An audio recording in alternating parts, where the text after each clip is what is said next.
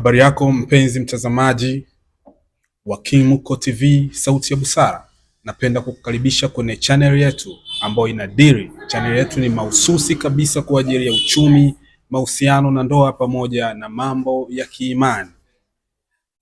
Tunaomba uweze kusubscribe, kulike, kushare, lakini pia kucomment kwa ajili ya mawazo yako na ushauri. Tunakukaribisha sana. Lakini leo hapa studio tunazungumzia kuhusiana na mahusiano na ndoa, na niko na my brother. Karibu bro, ujitambulishe kwa majina. Asante sana bwana Nyamuko. Mimi kwa majina yangu ni Prosper Chacha.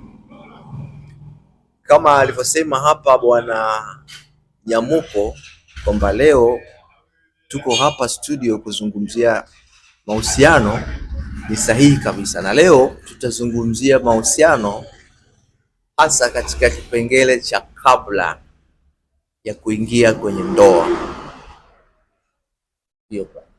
Vitu gani unatakiwa kuzingatia kipindi unatafuta mwenza wa kuingia naye kwenye ndoa?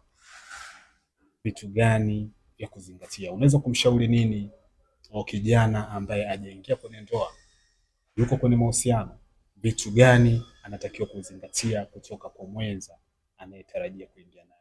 Sawa. Sasa mimi nadhani iko hivi. Tukisema ni vitu gani ambavyo anatakiwa kuzingatia kabla ya kuingia kwenye ndoa, ni vitu vingi, lakini ninaweza tuseme vile vya muhimu au vitu vikuu ambavyo vinaweza kusababisha matokeo mazuri katika ndoa yake, sababu ndoa pia ina matokeo mabaya. Kwa sawa pale. Kitu cha kwanza ambacho naweza kukizungumzia kuhusiana na ni kipi cha muhimu, cha kwanza ni uelewa wa kutosha kuhusiana na ndoa. Uelewa wa kutosha kuhusiana na ndoa, kujua ndoa ni nini. Sawa.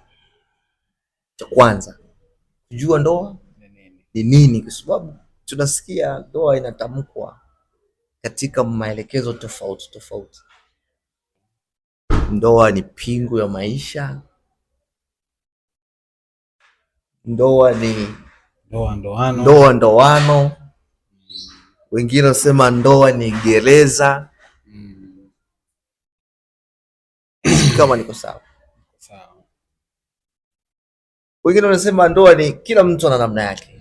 Mwingine kwake yes, wanasema ndoa kwake ni sehemu nzuri. Sio kama naeleweka vizuri. Sasa kabla ya kuja kusema ndoa ni ndoano, au kabla ya kuja kuthibitisha kwamba ndoa ni pingu ya maisha, kabla ya kuthibitisha hii misemo mingi ambayo imekuwa inasemwa na walioweza kupitia ndoa, ni bora tutambue kabla ni kauli ipi ama ni maelekezo yapi ni sahihi katika hii ndoa ambayo huyu kijana ambaye anahitaji aingie kwenye hii ndoa anapaswa kuzingatia. Sawa. Ndio. Sasa kwa mimi narudi katika namna fupi. Mimi naelewa ndoa katika maana mbili au ndoa inaweza kuwa jana, ndoa inaweza kuwa leo, na ndoa inaweza kuwa ni kesho. Sababu kwa maana ya kwamba ikiwa sisi tunataka tuingie kwenye ndoa inaweza kuwa ni kesho kutwa kwetu. Bwana akisema ndoa ni juzi. Tunapaswa kuiona ndoa kama future, kama tukio lijalo. Kwa aliyemshaingia yeye hataona kama future, ataiona kama history, itakuwa juzi kwake. Si kama unaeleweka? Kwa sababu tayari alishaingia. Na naweza kusema ambaye anaiona history ni yule ambaye tena aliingia na akamaliza akatoka. Sababu tukakitoa wanafanya talaka. Unaelewa? Ndio. Au hakutoka, yani vyovyote yale matokeo ya ile ndoa baada ya mtu kuwa amesha ingia pale ndani. Kwa sababu wanasema kwamba ndoa inaweza kuwa baraka, lakini pia ndoa inaweza kuwa anguko kubwa sana. Inategemea umechagua mwenza wa aina gani. Sawa. Sasa kama nilivyosema awali, najaribu kupitia kwenye mfano ambao unaweza kusaidia tuelewe kwa wepesi. Ikiwa ndoa imekuwa ya baraka, ama ikiwa ndoa haijawa ya baraka, bado itarudi kwenye misingi hii. Je, wakati tunazingatia ili tuweze kuingia, tulionaje hiyo ndoa au tulielewaje? Ni mtu sasa lazima azingatie, aielewe ni nini. Ukiingia kwa msemo wa aliyeweza kuingia akasema ndoa ni pingu. Sasa tuelewe sasa. Unaweza kuona pingu kwa aliyesema ndoa ni gereza. Ni gereza. Unaweza kuona gereza. Bali sasa lazima tuelewe kwanza. Ni nini? Cha kwanza tulisema tuelewe. Cha pili tunaenda. Tunafanyaje kuelewa ama kuiona hiyo ndoa yetu? Hiyo kesho kutwa yetu? Hiyo historia yetu ambayo ni baraka baada ya kuwa tumeingia? Na pia unaweza kuzungumziaje kwamba wanasema ndoa ni zaidi ya harusi. Sawa. Ndoa ni zaidi ya ile pete ambayo wanavalishana wanandoa. Ndoa ni zaidi ya zile picha location ya mahoteli makubwa na malocation mazuri mazuri kwa ajili ya kupata picha nzuri za kumbukumbu. Ndoa ni zaidi ya kumuona mwenzi mzuri ambaye unaona atavutia kwenye macho ya watu waone kwamba huyu mtu ameoa mwanamke mzuri, kwa tamaa zake kwamba nitakuwa na mwanamke mzuri ndani. Unaizungumziaje kwamba ndoa ni zaidi? Sawa. Tuko sawa kabisa. Sasa iko hivi. Kwa sababu tumeelewa kitu cha kwanza ni kuelewa. Kitu cha pili ndio hichi ninachokizungumzia, ambacho huwa watu wanaweza kuwa hawakizingatii na baadaye kinaleta matokeo mabaya. Watu wanatumia macho na masikio kuiona ndoa yao ya kishukutu, kitu ambacho sio sahihi. So sio kila utakachoambiwa au utakachokiona ni sahihi. Wakati tunatafuta mke au mwenza katika maisha, tunataka kuona kama mke wa fulani, na wewe unaenda mtaani kumtafuta. Waje wa hivi mrefu na sifa kama zote ambazo unakuwa umezihitaji, shape hivi, mambo kama hayo. Sasa nadhani watu wengi pia tumepigwa hapa. Ndio. So tulitarajia ndoa kwa kutumia macho au masikio. Yule safi. Tunaeleweka na juki. Ndio. Nikisema macho na masikio simaanishi tusiyatumie. Narudi pale pale, tuelewe tulichoona na kusikia. Sika pale kwa sawa. Kwa sawa. Tutatoa mfano mzuri. Zamani ukitaka kuoa unasafiri unaenda kijijini, unamkuta babu. Babu yeye anachagua wewe kama ni kijana wa kiume utaoa binti yupi pale kijijini. Lakini naona ndoa za design hiyo ziliweza kudumu sana. Ziliweza kudumu kwa sababu babu yeye alimwangalia binti kupitia babake. Kwa sababu alikuwa anamuelewa babake na mama yake pia. Babake na mama yake si ni babu? ile jamii ambayo yeye alikuwa anakaa nayo ndio ananishauri nikaoe kule, kwa sababu anaifahamu. Anaifahamu. Kwa mimi nilikuwa ninapata nafasi ya kutumia uelewa wa babu kumtambua mke, kitu ambacho leo sio. Leo inatutaka wenyewe tuelewe, kwa sababu kututaka kwenye mambo ya uelewa ni pamoja na kujua upande wa historia ya huyu mke au mume, ambaye background yake ambayo kupitia babu zamani ilikuwa ni nyepesi. Ndio. Hata kijijini pia hapakuwa na population kubwa kama leo. Idadi ya watu ilikuwa sio kubwa. Walikuwa ni wachache. Babu anaweza kuwa rafiki yake fulani anajua. Lakini sasa hivi ni tofauti. Idadi ya watu imekuwa kubwa. Vijiji vimegeuka kuwa miji. Namna ya hiyo interaction, tamaduni zile za zamani sasa hivi hakuna. Sasa hivi mimi nakutana na ndoa yangu kwenye Facebook. Leo tofauti. Yeah. Nimetoka Mbeya, nimekuja UDOM chuo kikuu, na ndoa yangu imetoka Musoma mkoa wa Mara. Tunakutana nayo pale. Sasa hii namna hapa inatakiwa kuwa sensitive sana, tofauti na ambavyo inachukuliwa leo.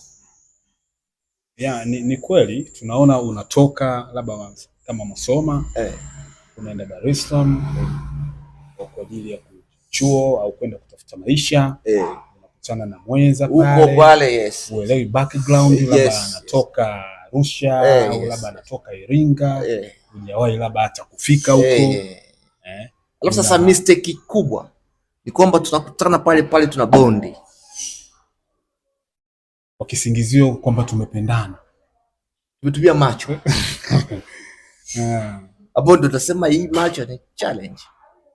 Lakini changamoto nyingine inayotupoteza sana ni hii ya kusema kwamba tunapendana, lakini wenzetu wanasema love is not enough, kwamba mapenzi tu hayatoshi. Sawa. Ndani ya ndoa kuna vitu vya ziada vinahitajika. Ndio. Tofauti na upendo, kuna vitu vya ziada vinahitajika. Sawa. Kama wanavyosema wataalamu kwamba kama mapenzi yanazaliwa, basi mapenzi pia yanaweza kufa. Sawa. Kwamba ina maana kwamba mapenzi yakifa na ndoa nayo ife. Sawa, mimi naendelea kusimamia pale pale. Cha kwanza, tukipata uelewa wa kutosha juu ya ndoa ni nini? Ndio. Ndio, mtu yule ndoa ni kisha oa atapikiwa ugali, tafuriwa. Wengi wanaotaka kuingia kwenye ndoa, mahitaji yangu ya kihisia sasa nitakuwa nayapata kirahisi. Hata mimi inawezekana nilifikiri hivyo. Naweza kupata kuenjoy, hasa kuondokana na ghadhabu ya kufua. Sio, unanielewa? Ndio. Lakini nikaja kugundua kwamba sio kweli, kwa sababu wako madobi, wako mamantilie. Na namna yoyote inayoendana na hivyo. Ndio. Ambayo unaweza ukaipata. Tofauti na hiyo tafsiri ya nikiingia kwenye ndoa ndio hiyo. Kujindoa ni kitu tofauti sana na hiyo mtazamo. Ndio maana nikasema naendelea kukazia pale kwamba tuelewe. Sasa kwa nini ndoa sio pete? Kwa nini ndoa sio shela? Kwa nini ndoa sio picha? Sio honeymoon, sio nini?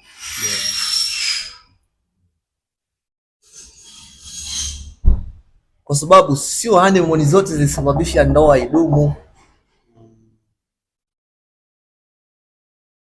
Sio shela zote au pete zote za thamani zilifanya ndoa iendelee kubaki.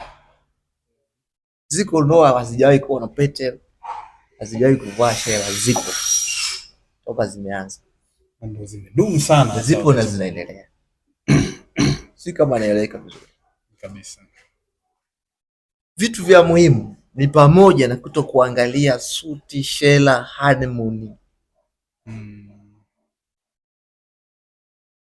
Ni kuelewa kwa uhalisia zaidi ndoa ni nini, zumuni la ndoa ni nini.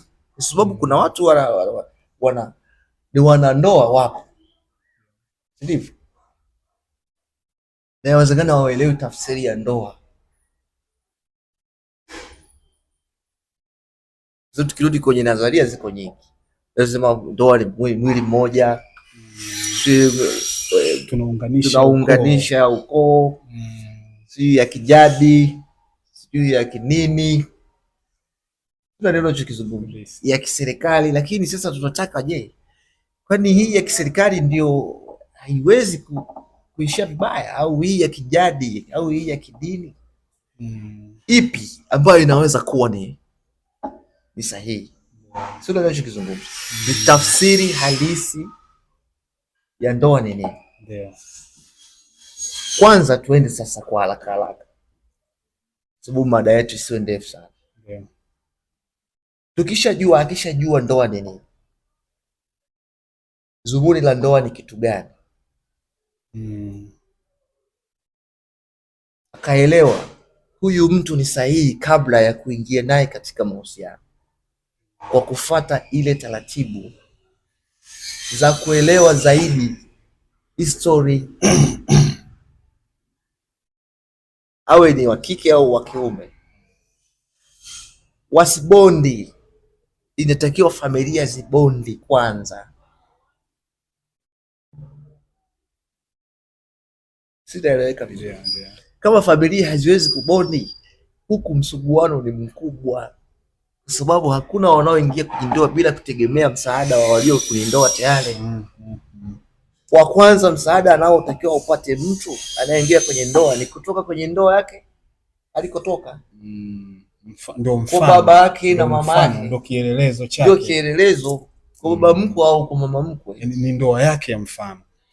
Kitu cha muhimu sana kuzingatia. Japokuwa sisi sasa hivi tuna rashi, ndio kisha kutana hapa dini, tunasema sisi tumependana na makolokolo yetu haya, tunafanya ma engagement madini. Brother, hapo nilikuwa naomba kuchangia kitu kulingana na experience ambayo nimeweza kuiona kwa baadhi ya ndoa nyingi zilizovunjika au ndoa nyingi ambazo zina migogoro.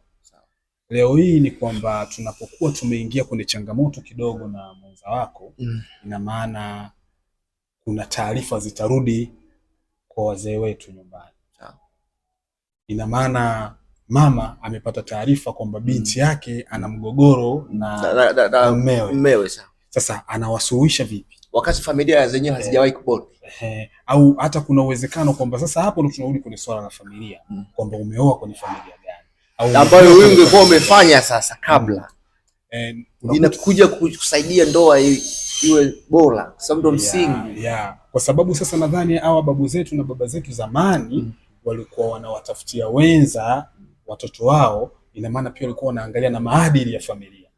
Ina maana kwamba kesho migogoro ikija kutokea, tukirudi nyuma kwenye familia, majibu ya tutakuta majibu ile familia inaweza kusuluhisha ile migogoro kwa haraka, kwa sababu tunamwangalia tu binti yetu au tunamwangalia tu kijana wetu, tunaona yeye anakosewa. Sio, unanielewa? Sasa iko hivi, daktari anaweza kutibu ni yule aliyeelewa chanzo cha ugonjwa vizuri, au dalili za ugonjwa vizuri, kwa sababu taaluma yake inaweza kutoa solution au utatuzi wa tatizo kutoka kwenye taarifa za ugonjwa. Hatuwezi kwenda leo mimi na wewe tumekutana Facebook, tumemaliza, tumebondi, alafu tumegombana, tunaenda kwa baba.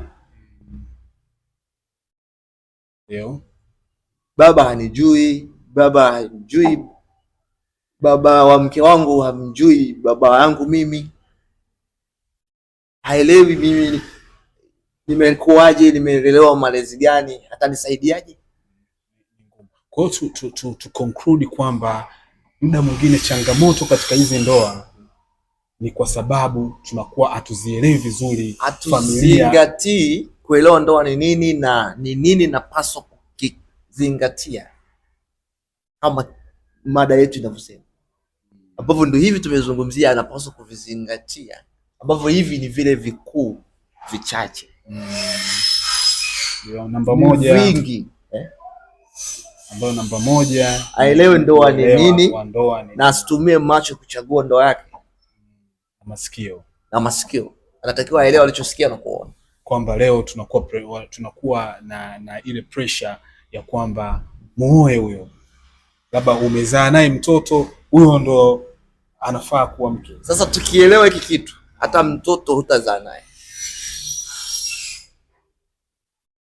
Si umeshaelewa ndoa nini? Sasa kama imetokea tu kwenye mambo. Sasa ikitokea, ndio maana nikasema ikitokea ndio wale sisi tunataka tunaruka, tunalashi, wanasema don't lash. Sababu unalashi alafu unaangukia pua. Okay. Na ndio matokeo ya leo. King, huyu hapa vipi? Na hii wanaozungumzia kwamba mwenza wako anaweza kuathiri muda wako kuishi. Yaani kwamba si unanielewa kwamba kuwa na mwenza ambaye ni baraka kwako, atakupa upendo, atakujali, na hii itapelekea wewe kuwa na maisha ya furaha na afya nzuri. Lakini ukipata mwenza ambaye atakupa stress, atakupa maumivu, kuna uwezekano ikakusababishia wewe kutokuwa na maisha ya furaha, na hata kuna uwezekano usiwe na maisha marefu. Okay, sawa. Sasa kuna watu wanasema ni bora ukosee kufanyaje? Ukosee kujenga, lakini sio kuoa. Ile tafsiri imetoka kwa walipitia uzoefu huu. Sio mtu ambaye hajaingia alisema. Na nadhani lengo lake ni kati ya vitu ambavyo tulisema ni misingi. Sasa tunaweza michache, hiki pia ni kimoja. Ndio. Ya vitu ambavyo ni vya muhimu wanapaswa kuzingatia. Sasa inaweza kuwa ni sahihi kwa sababu wewe umetarajia kitu ambacho sio. Ndio kama ule umetumia macho, unasema sisi mimi naangalia mrefu, mweusi, majakunde. Majakunde yanaweza sisaidie. Ndio ule mchezo unaitwaje ule wa kupanga ule mchezo? Yes, tafsiri halisi ya ndoa pia inaweza kukaa kama puzzle. Puzzle sasa, lakini puzzle inachukua upana wote. Ndoa inaweza kuwa kipande kimoja. Ukikapachika sehemu tofauti au kichukua kingine ndio kaeka kwenye ndoa. Kwamba anafiti lakini astahili kwa sio mahali pake. Sio mahali pake. Tuna tofauti ya ile kwamba anafiti lakini anatakiwa kuwa pale. Unasema to belong. Or to fit kwa lugha ya Kiingereza. Ndio. Kwa hiyo anaweza akawa ni mke ambaye anafiti au ndoa inayofiti lakini sio ya pale. She's not belong there. Yes.